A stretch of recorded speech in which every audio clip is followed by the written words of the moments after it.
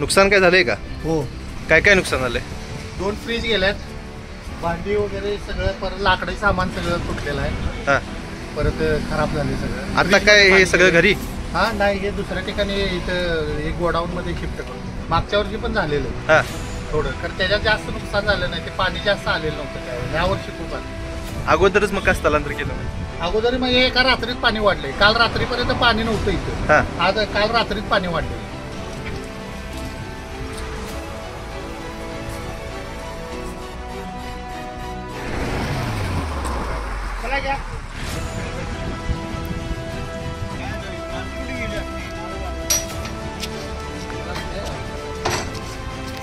चालते चालते.